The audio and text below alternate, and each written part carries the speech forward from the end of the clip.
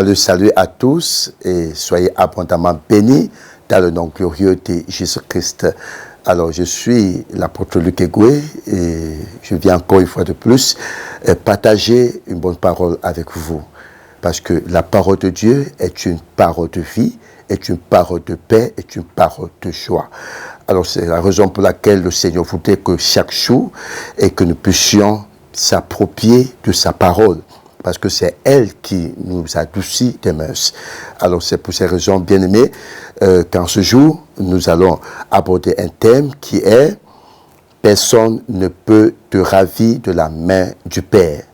Ça, c'est le thème que nous allons débattre. « Personne ne peut te ravir de la main du Père ».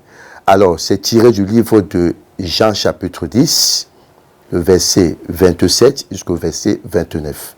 Je rappelle encore, c'est tiré du livre de Jean chapitre 10, le verset 27 jusqu'au verset 29. Et avant que nous puissions commencer, nous prions. Père, au nom puissant de Jésus, éternel Dieu de grâce, je te bénis, je te dis encore merci pour ce privilège que tu nous as encore une fois de plus accordé, d'être encore debout en ce jour. Et que en ce moment, tu as permis que nous puissions encore, Dieu, être à l'abri de ta parole pour davantage, tel que tu as dit dans ta parole, que nous devions méditer ce livre de la loi jour et nuit, parce que c'est de là que nous allons réussir dans toutes nos entreprises.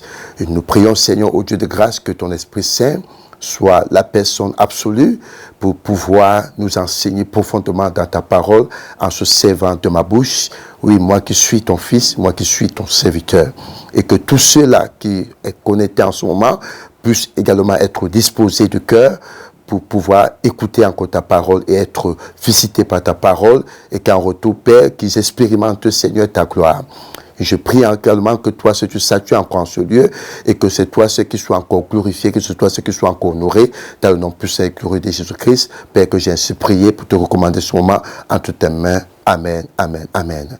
Alors, comme j'ai dit, le thème, c'est « Personne ne peut te ravir de la main du Père ». C'est tiré du livre de Jean chapitre 10, le verset 27 jusqu'au verset 29. Donc, nous allons lire au nom de Jésus-Christ. Alors, qui dit ceci? « Mes brebis entendent ma voix, je les connais et elles me suivent. Je leur donne la vie éternelle et elles ne périront jamais. Et personne ne les ravira de ma main. » Le verset 29. « Mon Père qui me les a donnés est plus grand que tous. Et personne ne peut les ravir de la main de mon Père. » Voilà la parole du Seigneur qui vient t'exhorter, qui vient t'encourager. Parce qu'il a dit quelque part que nous devions aimer sa parole. Nous devions la mettre en pratique. Parce que lorsque nous croyons sincèrement à la parole de Dieu, bien-aimé, elle a des effets positifs dans notre vie. C'est la parole de Dieu qui nous console. C'est la parole de Dieu qui nous réconforte. C'est la parole de Dieu qui nous pousse à avancer parce qu'elle révèle les promesses de Dieu dans notre vie.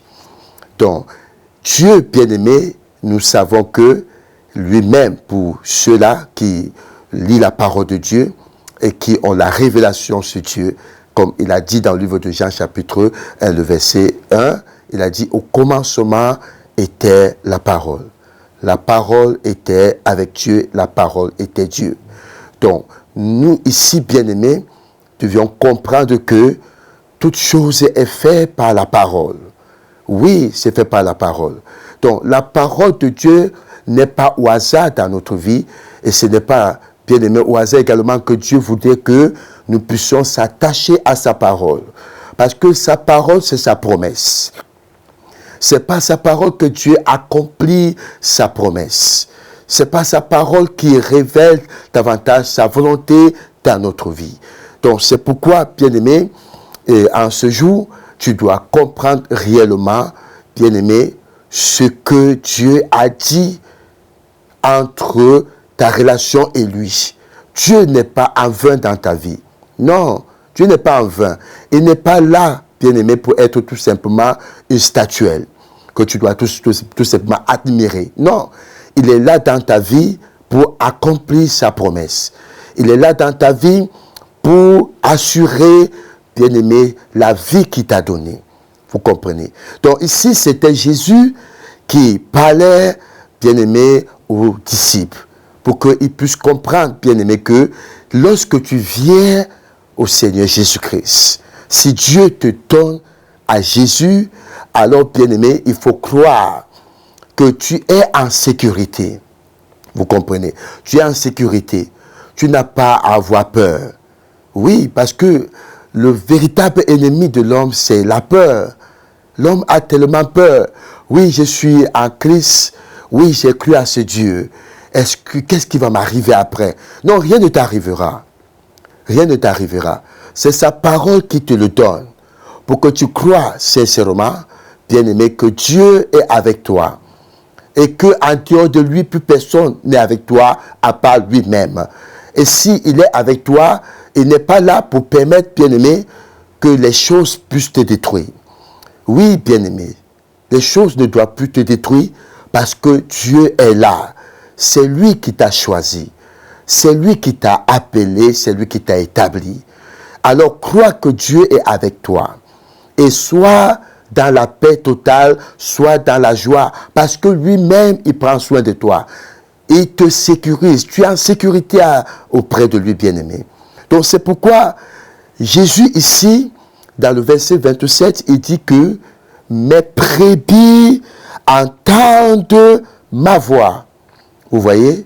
Mes brebis entendent ma voix. Et il dit à la suite, je les connais et elles me suivent. Donc, ce n'est pas toi qui décides de connaître Dieu. Dieu, lui, il se révèle à toi à travers Jésus. Et dit, mes brebis entendent ma voix. Le fait que tu entends la voix de Dieu,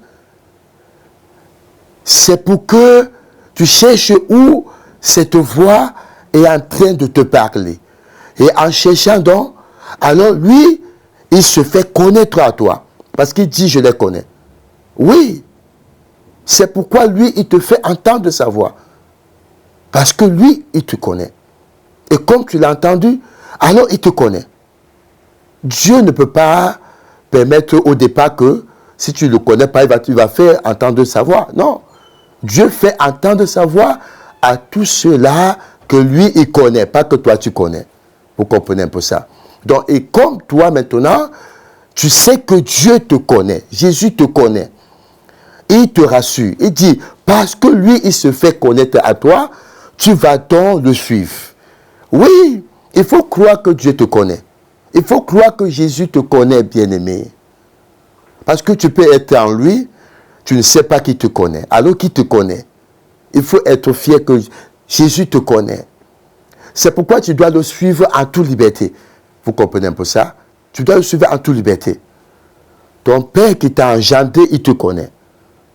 Oui, il te connaît. C'est pourquoi lui, il ne permettra pas que quoi que ce soit t'arrive, n'est-ce pas? Il ne permettra pas. Parce que lui-même va se rassurer que oui, que tu puisses le connaître. Et comme tu es conscient que tu le connais, alors tu vas le suivre. Vous comprenez un peu ça? Parce que tu es conscient que lui, papa me connaît. Alors, je vais le suivre. Un papa ne peut pas te faire entendre sa voix sans toutefois, premièrement, te connaître. Donc, il te connaît. Et parce qu'il te connaît, tu le suis. Tu ne suis pas Jésus parce que tu connais Jésus. Non. Tu suis Jésus parce qu'il te connaît. Et comme tu sais qu'il te connaît, là, tu le suis. Et maintenant, voici la deuxième parole qui dit, dans le verset 28, il précise encore en disant ceci. Je leur donne la vie éternelle. Je leur donne la vie éternelle et elles ne périront jamais. Elles ne périront jamais. Et personne ne les ravira de la main. C'est-à-dire de sa main. Personne ne les ravira de ma main. Je leur donne la vie éternelle. Le fait que tu suis Jésus, premièrement parce que tu sais que lui, il te connaît. Et deuxièmement, parce que tu sais que lui, il te connaît, tu le suis. Et maintenant, quand tu suis Jésus, c'est pour qu'il fasse quoi? C'est pour que lui, il te donne la vie éternelle. Lorsqu'on dit une vie éternelle, ça veut dire une vie qui ne périt jamais. Une vie qui n'a pas d'obstacle. Une vie, bien aimée, qui n'a pas de conséquences ni d'inconvénients. C'est une vie qui est très bonne. Dans tous les sens de la vie. C'est une vie qui est très bonne. Jésus est une très bonne personne. C'est une personne de bien. Et parce qu'il est une personne de bien, dans ta vie, il a pour rôle de faire le bien. Et il ne te fera jamais le mal. Et il ne permettra pas, bien-aimé, que même si le mal y soit, le mal là ne peut pas te tuer. C'est pourquoi il continue à la suite, et en disant ceci, et elles ne périront jamais. Pourquoi tu ne périras pas? Parce que lui, il t'a donné la vie éternelle. Et lorsqu'il dit, bien-aimé, que et elles ne périront jamais. Tu es la brebis du Seigneur. Tu ne périras jamais parce qu'il t'a donné la vie éternelle. Pour dire qu'il n'y aura, y aura pas la mort, il y aura la mort. Mais la mort ne peut pas te tuer. Aucune situation ne peut te tuer. Oui. Tout ce que le monde des ténèbres vont préparer contre toi pour t'atteindre, pour te ôter la vie. Vous comprenez? C'est Jésus qui dit ici que malgré tous ces fléaux, malgré toutes ces conspirations, malgré tous ces rejets, malgré tous ces mépris, alors, bien-aimé, rassure-toi. Même si tu vas au-delà même de la maladie, de la misère, de la pauvreté, sois sans crainte. Parce que tout cela, bien-aimé, est une porte à l'ennemi ou à la mort de venir te tuer, de venir te ôter. Mais parce que, à la base, il t'a donné la vie éternelle. Et il faudrait que tu sois conscient de cette vie éternelle qu'il t'a donnée. Et comme il te l'a donnée, alors cette vie est plus forte que la mort. Cette vie est plus forte que toute chose que tu es en train de subir, que tu es en train de traverser, qui veut t'amener à te décourager, qui veut t'amener à croire que Dieu ne te connaît pas. Non, il te connaît. C'est parce qu'il te connaît et c'est parce que toi tu reconnais que lui il te connaît. C'est la raison pour laquelle tu le suis. Et comme tu le suis, alors qu'est-ce qu'il fait? Il te donne la vie éternelle. Et la vie qu'il t'a donnée, c'est pour t'épargner de la mort. C'est pour t'éloigner de la mort. Vous comprenez? Pour dire tu ne périras jamais. Et il faudrait que tu sois conscient que comme tu as la vie de Dieu en toi, tu ne périras jamais. Alléluia. Même si tu es né dans une famille où il y a la sorcellerie, il y a la condamnation, il y a des réclamations.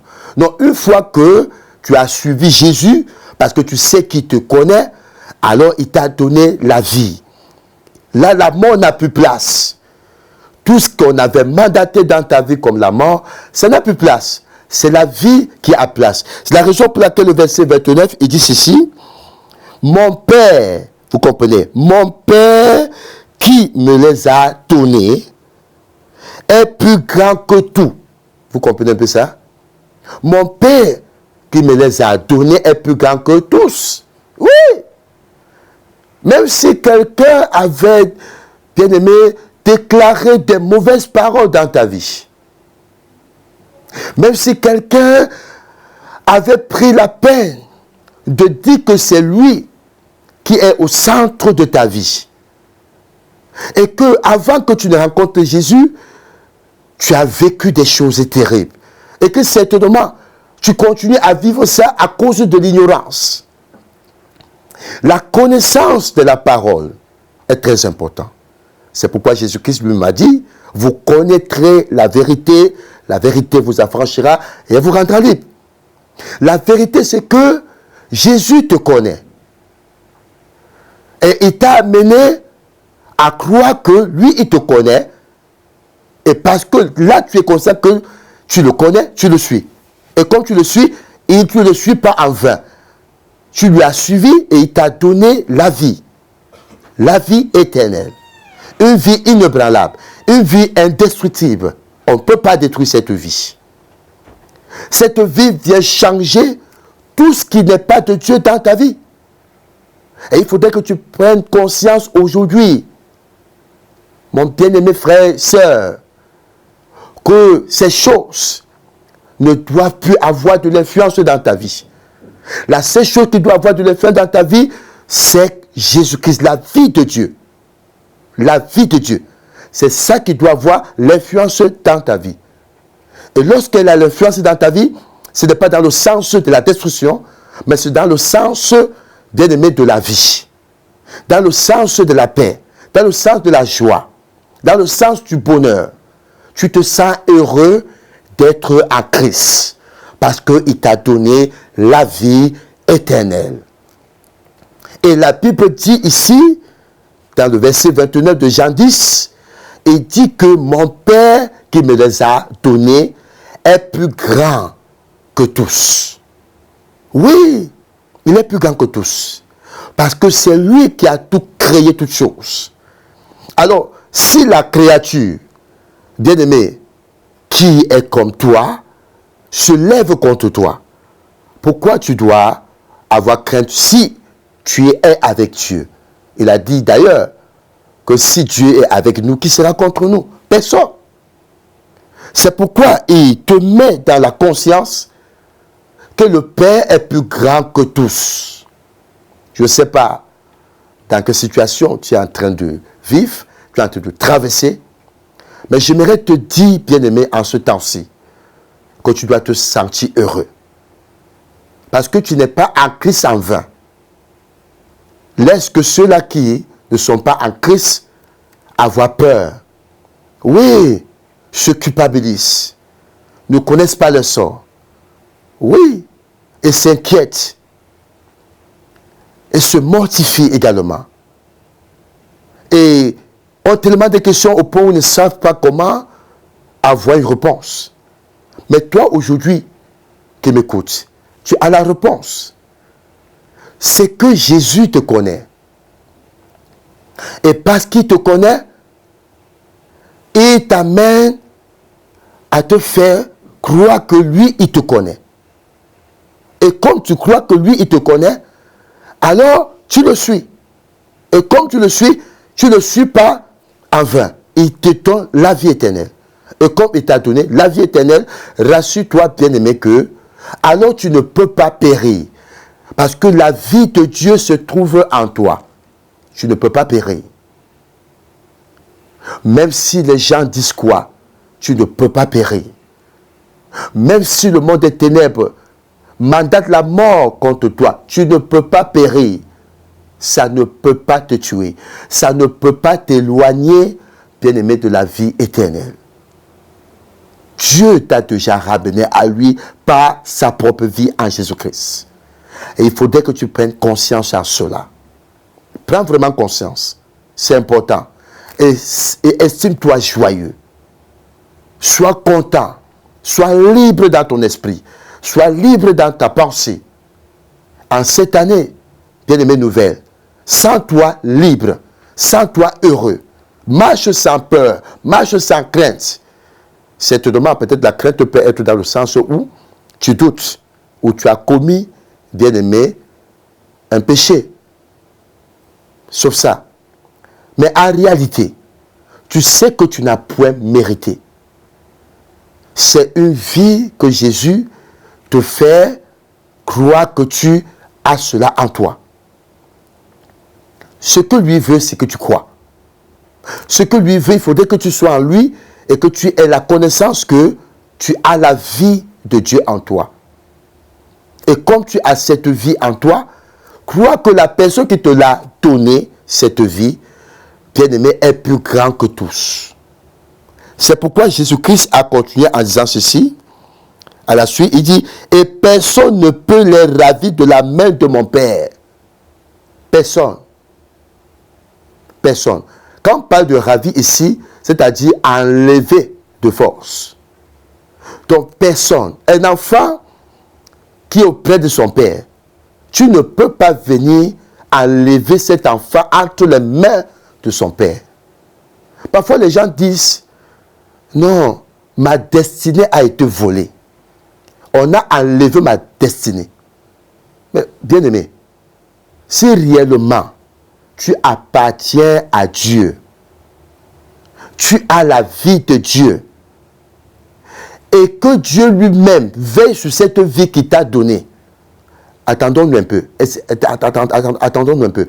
Qui peut, si le Père te connaît, qui peut, bien-aimé, venir t'arracher entre les mains de Dieu? Qui peut le faire? Personne. Parce que la Bible dit qu'il est plus grand que tous. Il faut bannir la peur loin de toi. Il faut bannir la peur. Crois à l'amour de Dieu. Dieu t'a d'abord aimé, bien-aimé. Parce qu'il t'a aimé, il t'a mis en Christ. Il t'a donné Jésus. Et comme il t'a donné Jésus, il veille encore sur toi. Il veille sur la vie qu'il t'a donnée. Et il sécurise ta vie. Il te sécurise. Il sécurise ta destinée. Personne ne peut ôter cette destinée. Une fois que tu as été restauré en Christ. Une fois que tu appartiens à Jésus-Christ. Personne ne peut te ôter de la main de Dieu. Personne. Parce que lui-même, il va veiller. Si ce n'est que toi, pas de doute. Mais tant que tu ne doutes pas, personne ne peut te ôter de la main de Dieu. Même la mort ne peut pas te franchir. La mort ne peut pas t'atteindre, bien-aimé. Et il faudrait comprendre une chose. Que les situations de la vie, bien-aimé, nous amènent à douter de ce Dieu. À douter de sa présence. À douter de sa parole. Oui, il a prêté serment, bien-aimé, auprès de nous.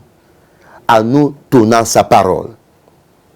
Non seulement il a donné cette parole, mais il a sacrifié son fils Jésus-Christ pour toi et moi. Que cela soit preuve de son amour qu'il a envers nous. Ce sang n'a pas coulé en vain. Pourquoi tu dois te culpabiliser? Parce que tu te dis que non, tout ce qui t'arrive, vraiment, certainement que c'est la mort qui est en train de me chercher. Certainement que j'ai fait ci ou ça. Ah oui. Non, certainement parce que mes aïeux ont fait des alliances. Certainement que mes parents ont fait des alliances. Non, des alliances. Même si tes parents ont fait quoi? Une fois que tu es en Jésus-Christ, ça ne te concerne plus. Ça ne te concerne plus. La vie de Dieu est en toi. Et cette vie, c'est une vie d'assurance. Que la mort n'a plus de pouvoir dans ta vie. Aucune situation ne peut t'ébranler. Tu ne peux qu'être ébranlé si la vie de Dieu n'est pas là qui est Jésus. Il a dit quelque part, bien-aimé, que Jésus-Christ est la vie de Dieu. Et ce Jésus-là est en toi. Sauf si c'est au cas contraire. Et si c'est le cas contraire, bien-aimé, il faut tout simplement croire que Dieu t'aime. Et parce qu'il t'aime, il te connaît. Et parce qu'il te connaît, il te montre, bien-aimé, qu'il te connaît. Et il t'amène à être conscient qu'il te connaît. Et parce qu'il te connaît, il a sacrifié son Fils unique pour toi. Pour que tu ne sois plus dans la panique. Certainement, tu vas dire, personne t'aime. Les gens autour de toi veulent te faire du mal. Ne te veut que le mal. Tu n'as plus à penser ainsi. En Christ, tu n'as plus à penser. Rien ne te retient si ce n'est que Dieu lui-même qui te retient. Et t'a restauré en lui. Il faut croire qu'il t'a restauré. Alors je suis venu, bien-aimé, pour que cette année, nouvelle pour toi, que tu puisses mettre dans ta conscience que tu appartiens à Dieu et qu'il te connaît. Et non seulement il te connaît, il t'a donné sa vie. Et comme il t'a donné sa vie, alors il veille sur cette vie qu'il t'a donnée. Et il a dit que personne ne peut ôter cette vie, bien-aimé, dans sa main qui est toi. Personne. Il est au-dessus de toutes choses. Il est au-dessus de toutes choses dans ta vie.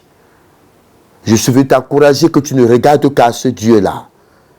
Que tu ne regardes qu'à cette vie qui est Jésus. C'est lui la vie éternelle. Regarde à lui. Tous ces fléaux vont disparaître. Toutes ces situations vont s'éloigner très loin de toi. Sans toi heureux étant en Jésus-Christ. Ces choses vont exister, mais ça ne te concerne plus. Ça ne te concerne plus. Sois libre dans ton esprit. Sois libre dans la pensée de ton cœur. Sens-toi heureux, bien-aimé. Ne te sens plus culpabilisé. Ne te sens plus dans la peur.